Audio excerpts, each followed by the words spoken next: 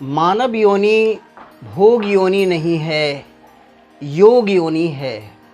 और ईश्वर की प्राप्ति के लिए हमारे यहाँ योगी बनना पड़ेगा। योगी बनने का मतलब है योग्य बनना पड़ेगा। कहा गया है फर्स्ट डिज़र्व देन डिज़ायर। हम सब सुनते आए हैं, खुद ही को कर बुलंद इतना कि हर तकदीर से पहले खुदा बंदे से खुद पूछे बता तेरी रज़ा क्या है। हम परमात्मा पे फिदा हुए तो क्या मज़ा, मज़ा तो तब है जब परमात्मा हम पे फिदा हो जाए। हमारी करनी, हमारी रहनी, हमारी शहनी, हमारी गहनी कुछ इस प्रकार की हो जाए। और हमारे पूर्वजों ने जो त्याग और बलिदान का आदर्श उपस्थित किया था, उसका आधार क्या था? उसका आधार निश्चित रूप से योगी बनना था। भक्त का मतलब क्या होता है? भक्त का मतलब भी जोड़ना ही होता है। विभक्त का मतलब तोड़ना होता है, अलग करना होता है। योग का मतलब भी यही है, जोड़ना। किस चीज को जोड़ना? आत्मा को परमात्मा से जोड़ना। परमात्मा क्या है? परमात्मा के तो नाम असंख्य अनंत हैं, लेकिन परमात्मा आनंद की पराकाष्ठा है, आनंद के शिखर की दशा, चोटी की अवस्था है। उस अवस्था में अपने आप को पहुंचाना, ये जोग, ये योग्यता, ये क्षमता, ये प्रतिभा, ये गुणवत्ता, ये तालीम, ये कलाम, ये कौशल, ये हुनर, ये स्किल, ये एफिशिएंसी, प्रोफिशिएंसी, मेरिट अपने आप में सर्वाधिक महत्वपूर्ण है। तभी हम कह सकते हैं कि हमने मानव चोला को, मानव उपकरण को भाग्यशाली किया, सार्थक किया। क्योंकि जानवर तो भोगवाद की परिधि में ही रह पाते हैं, लेकिन मानव भोगवाद से ऊपर उठ करके अतीन्द्रिय आस्वादन में आस्वादित होने की दशा में पहुंच जाता है। योग के बारे में कई प्रकार की परिभाषाएं प्रयुक्त हुई हैं। महर्षि व्यास कहते हैं योगस्य समाधि। योग क्या है? तो समाधि है, और समाधि ही समाधान है, मानव चोला की मंजिल है। समाधि समत्व है, संतुलन है, सौम्यता है, समादर है, समसिद्धि है। योगी राज श्री कृष्ण योग को कहते हैं योगः कर्मसु कौशलम। काम को कौशल के साथ करना, दक्षता निपुणता के साथ करना, सफलता के साथ करना, चाव भाव से, मजा से, हर्षित पुलकित उमंग उत्साह उल्लास से करना, यह योग कहलाता है। और योग शिरोमणि, योग मुकुटमणि, जिसके बारे में देव दयानंद सरस्वती जी महाराज कहते हैं कि आज तुम भले ही मुझे विद्वान मान लो, लेकिन यदि मैं पतंजलि के ज़माने में पैदा हुआ होता तो लोग मुझे झाड़ू देने के लिए भी अपनी कुटिया में नहीं रखते। महर्षि पतंजलि के ज़माने के ज्ञान की तुलना में हमारा ज्ञान इतना न्यून है, नगण्य है। एक स्वामी आत्मानंद तीर्थ ने कहा था, काश पतंजलि के चरणों के धूल भी हमारे मस्तिष्क में लग जाते तो मैं धन्य हो जाता। अब सोचिए, महर्षि पतंजलि ने, जिनको योग शिरोमणि, योग मुकुटमणि कहा गया, आखिर योग के संदर्भ में किस प्रकार की अवधारणाओं को, किस प्रकार के अन्वेषण को प्रस्तुत किया। कितने बड़े बोल शास्त्रार्थ महारथी महर्षि दयानंद सरस्वती कह उठे। सच्चाई यह है कि महर्षि पतंजलि कहते हैं योग क्या है? तो चित्त वृत्ति निरोध योग। अब चित्त क्या है? चेतना का केंद्र क्या है?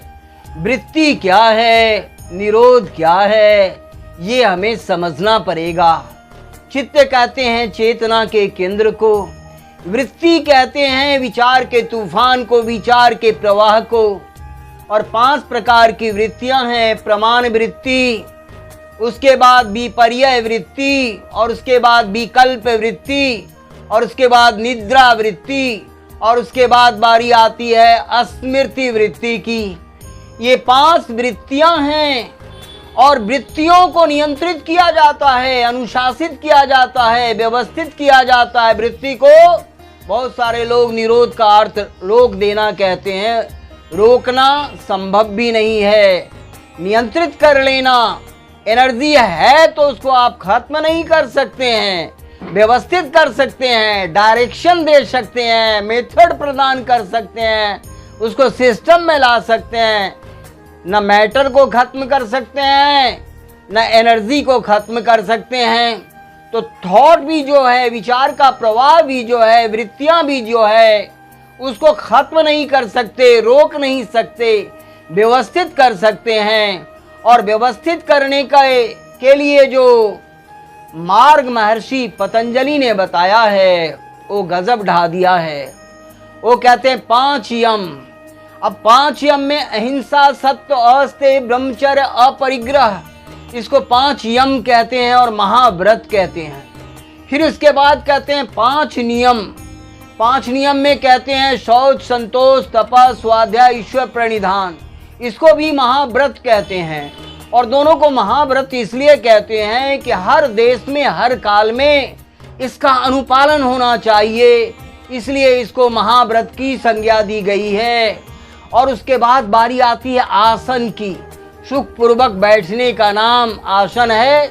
सहजासन, सुखासन, सुखप्रद कोई भी आसन, स्वस्थासन, खास रोग के निवारण के लिए खास आसन का भी प्रावधान है।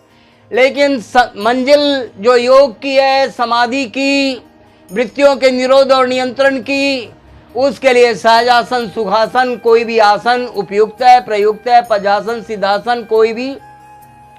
उसके बाद बारी आती है प्राणायाम की। प्राणायाम कहते हैं प्राण के आयाम को, प्राण के विस्तार को। प्राण के विस्तार का मतलब क्या है? सामान्यतः हम सब 1 मिनट में 70 बार सांस को लेते हैं और छोड़ते हैं। जब जोगी 3 मिनट में ही 1 बार सांस को लेता है और छोड़ता है तो कहा जाता है प्राणायाम की दुनिया में उसका प्रवेश हो गया। और जब 10 मिनट में 1 ही बार लेता और छोड़ता है तब कहा जाता है प्रत्याहार की सिद्धि हो गई। और 1 घंटा 26 मिनट 24 सेकंड में 1 ही बार लेता और छोड़ता है तो कहा गया है समाधि अवस्था में अवस्थित हो गया। तो मैं उल्लेख ये कर रहा था प्राणायाम। भारतवर्ष में तो खेल में भी प्राणायाम रख दिया गया है। कबड्डी कबड्डी कबड्डी, एक दम में, एक सांस में जितना लंबा हम बोलते हैं वह हमारी शक्ति है, जितना लंबा हम बोल सकें। इस बीच में अगर कोई मुझे छू देता है तो मर जाता है, मतलब वो हार जाता है। और आशय यहाँ पर है कि कबड्डी कबड्डी, एक सांस में जितना लंबा हम कर सके, जितना लंबा हम ओम का उच्चारण कर सकें, वो प्राणायाम का उतना विस्तार होता है। आज हेल्थ पॉइंट ऑफ व्यू से एम्स ने प्राणायाम को एडॉप्ट किया है और हमारे पूर्वजों ने तो संध्या में ही ओम भू ओम भुवा ओम स्वाहा ओम महा ओम जना ओम तपा ओम सत्यम, ये प्राणायाम के मंत्र का प्रयोग भगवान श्री राम भी करते थे 9 लाख साल पहले। और प्राणायाम के बाद बारी आती है प्रत्याहार की। प्रत्याहार कहते हैं प्रति आहार को, विपरीत आहार को, उल्टे आहार को। पेट खराब है, जीभ कह रहा है चाट खा लो, नहीं खाएंगे, ये जो उल्टे चलेंगे ये प्रत्याहार, प्रति आहार, विपरीत आहार, उल्टे आहार कहलाता है।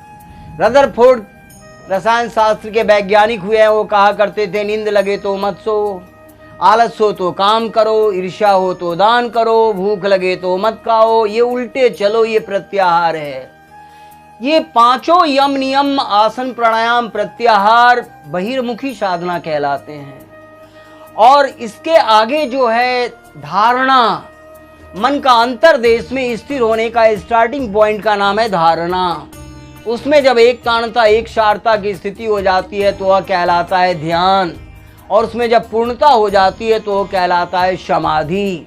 इस धारणा, ध्यान, समाधि, स्त्रीत के मिलन को गायत्री महामंत्र में कहा गया है धीमहि। कौन सी बुद्धिमता दो भगवान? तो धारणा, ध्यान और समाधि स्त्री के मिलन से जो परम दशा की प्राप्ति अनुभूति होती है, वह बुद्धिमता, वह कौशल, वह सन्मार्ग हमें प्रदान करो परमात्मा। इसी को योग दर्शन की भाषा में संयम कहा गया है। स्वामी दीक्षानंद सरस्वती ने एक बार मुझसे कहा था, आर्य समाज सदा संयम का उपदेश देता रहेगा। आर्य समाज का मतलब होता है प्रगतिशील समाज, progress developed cultivated man group. ये जो है वो स्वरूप को हमें अपने आप को अपने जीवन में अपनाने की जरूरत है। उस अवस्था में पहुंच करके साध्य, साधक और साधन तीन नहीं रह जाते, तीनों मिलके एक हो जाते हैं। ध्येय, ध्याता और ध्यान मिलके एक हो जाता है। उसी अवस्था को अद्वैत कहते हैं। अब दूसरा नहीं बचा, दुख नहीं बचा। तो योग हमें कहाँ पहुँचाता है? जहाँ दुख बचता ही नहीं है, जहाँ सिर्फ आनंद ही आनंद की महाबरसात होती है। उसी को कहते हैं ओम सन्नो देवी रविष्टया आपो भवन्तु पीतये सयोरवि स्रवन्तु न। चारों ओर आनंद की महावर्षा होने लग जाती है। वह दिव्य श्रवण, दिव्य घ्राण, दिव्य रसना, दिव्य स्पर्श, दिव्य दृष्टि, उसका जीवन सदन, जीवन भुवन, जीवन वाटिका, जीवन चरित दिव्यता और भव्यता से, सत्यम शिवम सुंदरम से, काव्य और कला से, बीना और बांसुरी से, बंसी और मुरली से, डमरू और चिमटा से, समस्वरता और साज से, संतुलन और सौम्यता से, समादर और समसिद्धि से, पूर्णत्व, देवत्व, ईश्वरीय अवस्था में उसका जीवन अवस्थित हो जाता है। तो योग हमें कहाँ पहुँचाता है? कहते तदा दृष्टु स्वरूपे अवस्थान, तब जाके दृष्टा की स्वरूप में मतलब आत्म रूप में अवस्थिति हो जाती है। वह जीवन मुक्त विदेह बन जाता है, वह त्रिगुणातीत हो जाता है, वह निर्मल निर्विकार हो जाता है, वह परम पावन देवमय परमम पवित्रम हो जाता है। और भारतवर्ष में महात्मा बुद्ध और वर्तमान महावीर जैन धर्म के प्रवर्तक ने पांचों चीज़ों को, अहिंसा, सत्य, अस्तेय, ब्रह्मचर्य, अपरिग्रह को सभी ने मन, वचन और कर्म से वर्ण करने के लिए प्रेरणा दिए हैं। और महात्मा गांधी तो अहिंसा और सत्य को लेकर के ही भारत की आज़ादी में इतना महत्वपूर्ण योगदान प्रदान कर दिया। हालांकि ब्रह्मचर्य का भी उन्होंने स्वरूप को उल्लेख किया है और ब्रह्मचर्य का मतलब ब्रह्म को प्राप्त करना उन्होंने व्यक्त किया है, जो जीवन का परम लक्ष्य मंजिल है। तो हम सब मन, वचन और कर्म से जब हम सब आठों अंगों और 16 कलाओं, 5 यम, 5 नियम, आसन, प्राणायाम, प्रत्याहार, धारणा, ध्यान, समाधि मिला करके 16 कलाएं होती हैं। और गजब बात तो ये है कि महर्षि पतंजलि ने जिस प्रकार से अष्टांग योग का वर्णन किया है, वह योग ऐसा है जो सबसे पहले हमारे व्यवहार को शुद्ध करता है। व्यवहार कहते हैं दूसरों के लिए जो कर्तव्य किया जाता है उसका नाम व्यवहार है, और अपने लिए जो कर्तव्य किया जाता है उसका नाम आचरण है। तो पहले व्यवहार को शुद्ध किया है, फिर आचरण को शुद्ध किया है, उसके बाद अगले सोपान आसन, प्राणायाम, प्रत्याहार, धारणा, ध्यान, समाधि में गए हैं। तो यह जो है इतना क्रमिक है, इतना वैज्ञानिक है, वैदिक है, धारण करने योग्य है। यह वस्तुतः धर्म ऐसा है जो पूरे मानव जाति को वर्ण करने की परमावश्यकता है। समस्त भूमंडल तभी पुण्यधाम बन पाएगा जब हमारे जीवन का शुभारंभ अहिंसा से शुरू हो करके समाधि तक की यात्रा को पूर्ण करेगा। परमात्मा करे हम अपने जीवन में मन, वचन और कर्म से 16 कलाओं को साधे, घूटे। ऐसे तो महर्षि दयानंद सरस्वती जी महाराज कहते हैं, एक शब्द को भी, चाहे अहिंसा हो या सत्य हो या अस्तेय हो या ब्रह्मचर्य हो या अपरिग्रह हो, या शौच हो या संतोष हो या तप हो, स्वाध्याय हो, ईश्वर प्रणिधान हो, या आसन हो या प्राणायाम हो या प्रत्याहार हो या धारणा हो या ध्यान हो, समाधि हो, अगर परिपूर्णतया संपूर्णतया साध लेगा, घोट लेगा तो एक शब्द में वह दम और खम है कि जीवन में वह पूर्णता को प्राप्त हो जाएगा। परम दशा जो परमात्मा है, समाधि है, उसको सुलभ हो जाएगा और जन्म मरण के चक्कर से, आवागमन के चक्कर से वह ऊपर उठ जाएगा। आज आवश्यकता इस बात की है कि समस्त भूमंडल को पुण्यधाम बनाने के लिए योग जीवन शैली को जन जन में पहुंचाया जाए और जन जन के जीवन को ज्योतिर्मय करने के लिए उनके जीवन सदन को योगस्थ, ब्रह्मस्थ, ध्यानस्थ, आसनस्थ, समाधिस्थ किया जाए। इन्हीं प्रार्थनाओं के साथ इस पहल में आपका चैनल प्रयास कर रहा है। बधाई के आप पात्र हैं। परमात्मा करे धरती योगस्थ हो और महानतम आनंद को वह प्राप्त करे। इन्हीं प्रार्थनाओं के साथ बहुत बहुत नमन, बहुत धन्यवाद।